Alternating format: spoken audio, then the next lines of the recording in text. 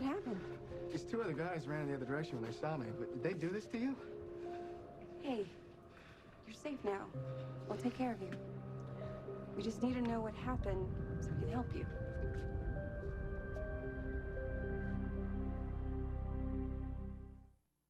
What's your name? I think we should give him some space.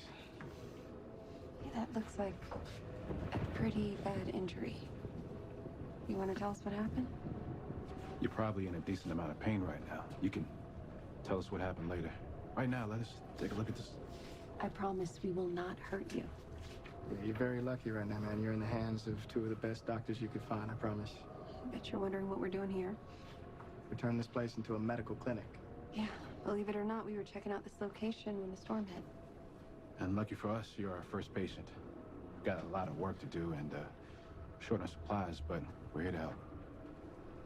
So, you gonna let us take a look? Otherwise, we're gonna have to take you to the ER.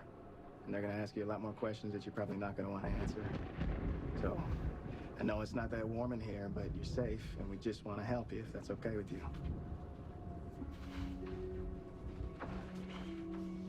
Have a seat, have a seat.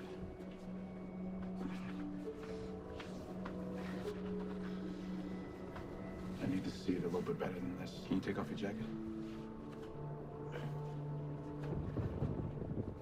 Okay. It's gonna hurt a little bit. I'm so sorry. Oh, hey, my coat. All right, it's all right, man. We'll take care of it. That looks pretty bad. At least it didn't hit any arteries. Yeah, but it's pretty deep. Can you move your fingers for me? Good job. I'm gonna have to apply pressure to your wound. Hey, Nate, we gotta get this cleaned, closed, and bandaged. All right, I'll go to my car and grab my bag. Actually, our car's closer, and I have a spare in his trunk. It's good that you're prepared, honey. I'll be right back. So it looks like we have our first patient. If only we knew what his name was. It's Jared. My name's Jared. There we go. Almost as good as new. Except for my coat. Okay, here. Take one of these for the pain. And don't worry about the coat. We'll take care of it for you. First, why don't you tell me a little bit about what brought you here? I was locking up my grandfather's shop. Going around the corner? Yeah, a guy came in, said he was homeless, needed some cardboard to help keep him warm. I told him to sit tight while they looked. Because, it's bad out there. Wanted to help him out, you know? Sure, but it was a setup. Yeah, two other guys pushed past me into the store and started grabbing everything that they could reach, like smokes, beer, food. Oh my God. So I grabbed the bat we keep by the register and managed to chase them out. But they shoved me into a security gate. And, I got cut on a jagged piece of metal. Sounds like you got lucky. This is luck? No, count me out. Hey, Jared, when's the last time you had a tetanus shot? I don't know. It's been a while, I guess. But it's gonna have to wait a while longer, okay? I really appreciate you guys patching it up, but I need to get home. Well, wait a minute. Why don't you just hang out here until the storm passes? No, listen, my grandfather's expecting me. He's got diabetes, and sometimes the heat goes out. You know, with his circulation, no, forget it. You sound like a good grandson. Yeah, it sounds like you take good care of him, but who's taking care of you? Me? I guess. Why don't you stop by the hospital tomorrow? No, I can't. Yeah, without that tetanus shot, that cut can get bad real fast. Yeah, why don't you stop by, ask for Dr. Hastings or Dr. Dawson, that's me, and we'll take good care of you, okay? Yeah, sure. Hey, thanks for everything. I've really got to go now. Okay, later.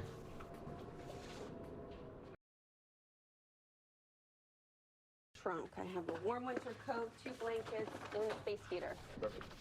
Elena, thank God you've got to come with me now. It's an emergency.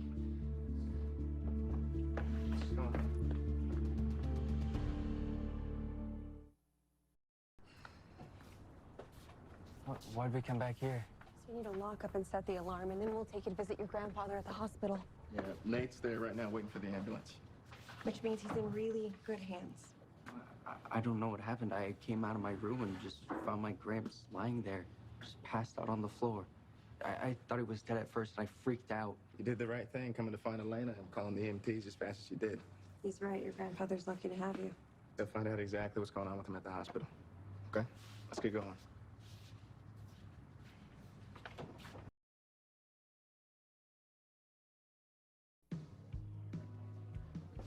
How soon do you think Nate will call?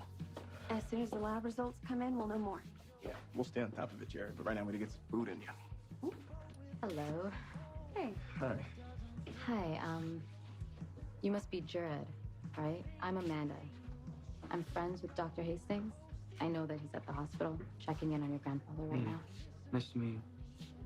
We're waiting on lab results. We decided to stop here and get Jared some food when we found out he didn't eat today. Why don't you all grab a table and I'll order something?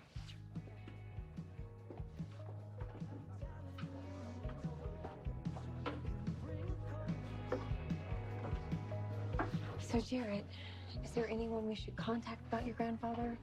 Any family members who would want to know? No, there's no one. How's your arm feeling today? It's better. I heard that, you live close by the clinic that they're about to open. Yeah, Yeah? Is your school close by there too? No, I don't go to school. Do you have a job? You mean besides helping my grandfather at his shop and looking out for him? No, not really.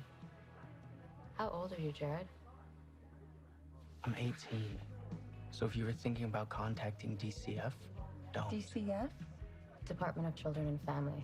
They administer the foster care system. Sounds like you have some experience with that.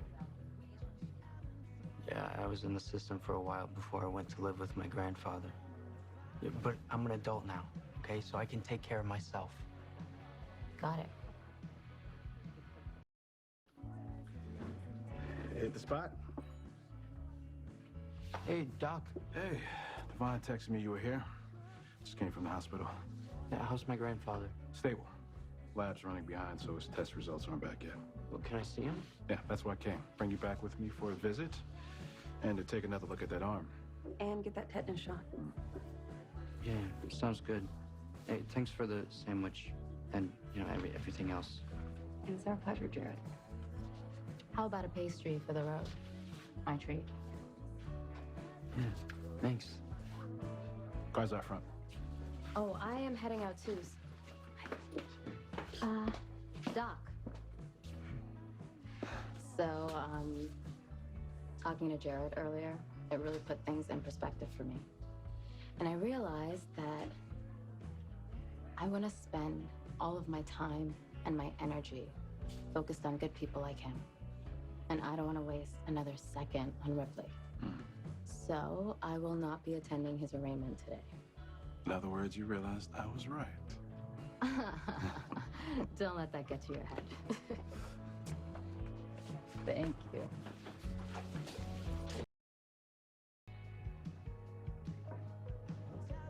Jared, how's it going? Not so great. One of the nurses told me you spent all of last night outside the ICU. Yeah. Yeah, I'm just really worried about Grandpa.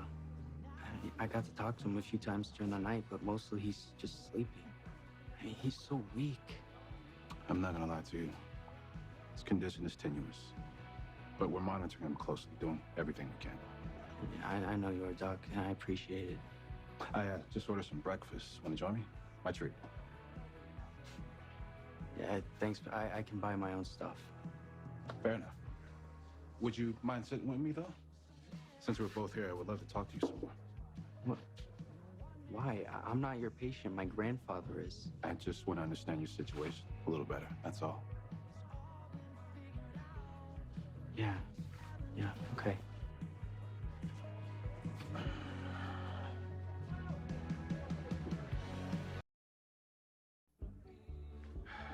So Elena tells me you're no longer in school. Yeah, that's right. When did you graduate? I didn't. I dropped out of school when I was 16 and tracked down my grandfather. Yeah, he took me and got me out of foster care. And now you're 18 and you live with him in his apartment. Yeah. And you work at your grandfather's store? Yeah.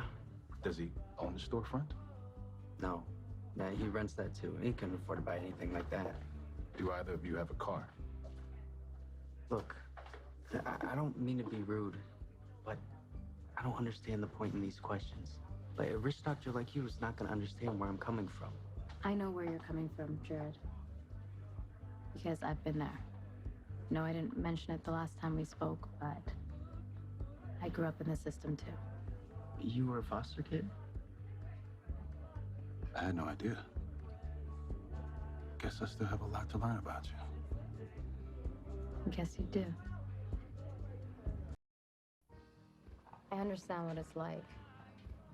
Growing up, always feeling like the ground is shifting under your feet. Never knowing what kind of people you're dealing with. And even if you're lucky enough to be placed in a family who cares, people that you get along with, you never know how long you're going to be staying, right? So you best not get too attached. And sometimes social workers, they want you to leave in the middle of the school year, so there goes any friends you made. Yeah, right? But you go, and you go to a new family, go to a new town that you never even heard of. You start all over. New caseworker, new teachers, a bunch of people that you don't trust. So you put up walls. And it does. It takes a long time for those walls to come down. Yeah. I was so grateful when I found my grandfather and he agreed to take me in. Like, actual family who wanted me. Just like someone that I could rely on. Now I know that Nate and Devon and Elena and I know we're all strangers at this point. But I promise you, Jared, we are people that you can trust too. All we want to do is help. We want to help you and your grandfather any way that we can. This is Dr. Hastings. Hold on. It's your grandfather. We need to get to the hospital now.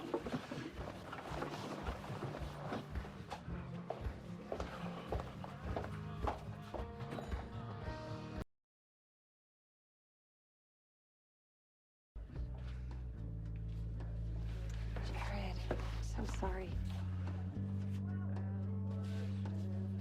You doing all right, man? No. My grandpa's gone. I know, and I know that there's nothing I can say to make you feel better, but I know what you're going through. Hey, Jared. Dr. Hastings is a fantastic doctor. If there was anything else he could have done, he would have. I know. I'm not mad. It was just time. It's hard when you lose someone that you're really close to, but you gotta remember that it doesn't mean you're alone. Why don't we go sit down? Okay? Come on.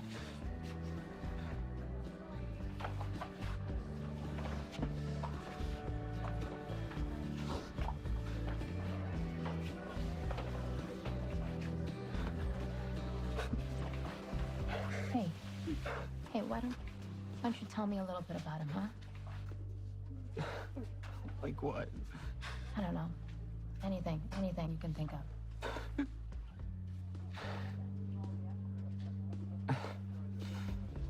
He was awesome at dominoes. Dominoes. Yeah, I used to think there was no skill to it, but he never lost. Like ever.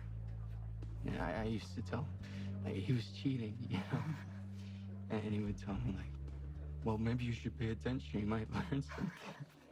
See that right there? That's good advice because there is a lot of skill involved and strategy. You sound like him now. And if he never lost, he's definitely cheating. When he was around, I always felt like someone had my back. That's a good feeling. Yeah, it's just he never let me down. So I guess I just thought nothing could ever take him down either. Hey, we just wanted to say, if it wasn't clear, we're here to help in any way we can. Even though it's still fresh, we were just talking about the next steps. What steps? Like you're gonna need a place to live. Yeah, I already have a place to live above the store. Yeah, you're right. That place in the apartment in your grandpa's name, all right? But yeah. So what? We just don't know if you have the money to keep paying it. It's... Yeah, okay, I'll figure it out. Yeah, we know it's just a lot to handle. And we don't want you to get overwhelmed with everything else you got to deal Okay, with. I won't. I'm 18, so I can keep the store going. That'll pay the rent. I'm just saying, if you need a place to stay while you save some cash, you can crash at my place for a while. No, you're not listening.